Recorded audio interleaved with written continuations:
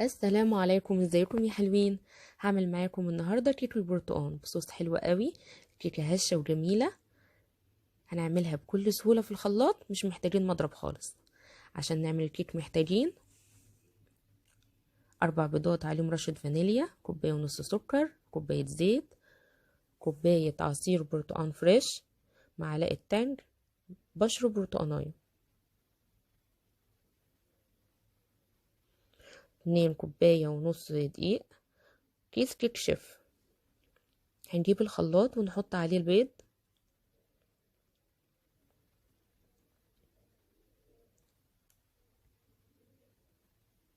وهنضيف السكر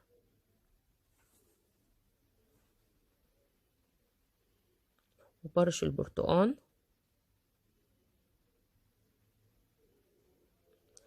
هناخد بقى معلقة التانج هنحطها على العصير وهنقلبها كويس.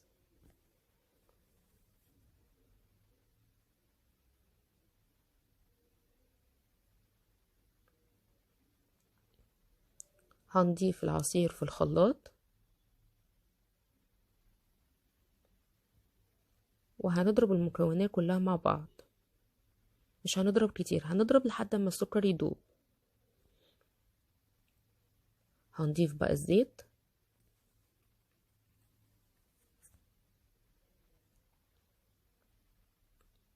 هنضرب تاني.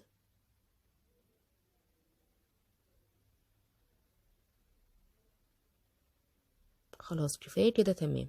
هنجيب بولة فاضية هنفضي فيها الخليط السائل. مننساش الدقيق، احنا ضفنا عليه كيس الكيك شيف.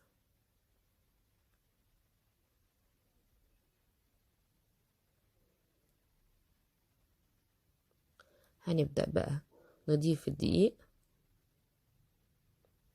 ما بنضيفوش مرة واحدة، نضيف شوية ونقلب، بس ما نقلبش كتير علشان الهواء اللي جوه الكيك ما يخرجش، اللي جوه الخليط يعني. بالراحة كده. نضيف بقى بقية الدقيق،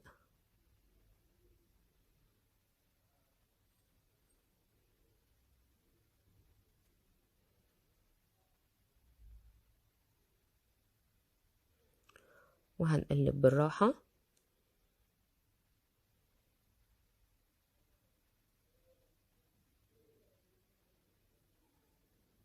نجيب اللي على الأطراف علشان نخلط كل المكونات. هنجيب صينية ونحط فيها شوية زيت،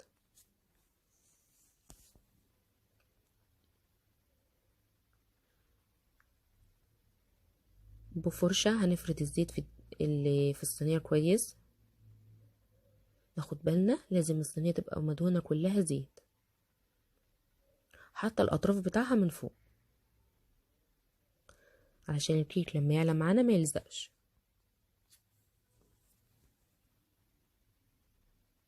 كده الصينية دهناها بالزيت. هنجيب معلقة دقيق علشان نبطن الصينية، ونخبط عليها كده علشان الدقيق يتفرد كويس في الصينية.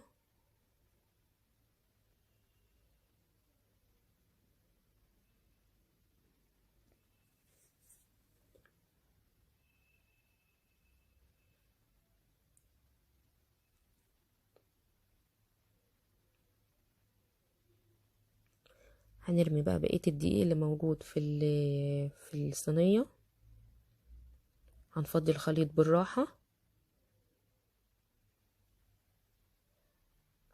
ناخد بالنا ما نفضهوش دفعة واحدة علشان الهواء اللي جوه الكيك ما يخرجش.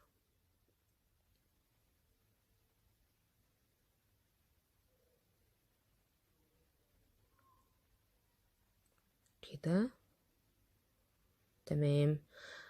هنحط الصينية في الفرن على درجة حرارة 180 لمدة ساعة أو ساعة ل10 دقايق. عشان نعمل الصوص محتاجين كوباية عصير برتقان فريش، عليها معلقة تانج، نص معلقة نشا، معلقة سكر، معلقتين القشطة دول مش هنحطهم دلوقتي. نقلب بقى كويس وناخده على النار. كده الخليط تمام جاهز معانا. هنحط بقى معلقتين القشطة، هنقلب لحد ما القشطة تسيح، وبكده الصوص جاهز معانا. انا طلعت الكيك من الفرن، حلو قوي، ريحته تجنن. هفرد عليه الصوص اللي انا عملته.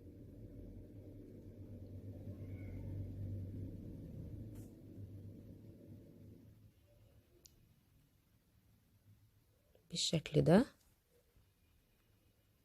ان شاء الله هنزل لكم فيديو في خطوات عمايل الكيك، ازاي ايه الخطوات اللي نتبعها او النصايح اللي ناخد بالنا منها علشان تطلع الكيك معانا ناجحة وما تهبطش مننا.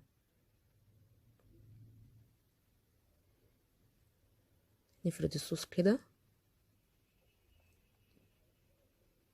حاول بقى ننزل الصوص على الاطراف، بتدي شكل جمالي وبتبقى حلوة قوي.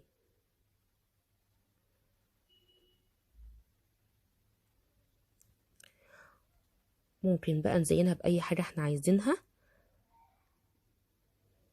انا زينتها جبت نص برتقانية، قشرتها يعني كنت مفضيه اللي جواها، قطعتها وهزينها بيها بالشكل ده. اقطع بقى القطعة معاكم عشان تشوفوها من جوه. يلا لو الوصفة عجبتكم ما تنسوش تعملوا لي لايك وسبسكرايب وتفعلوا الجرس.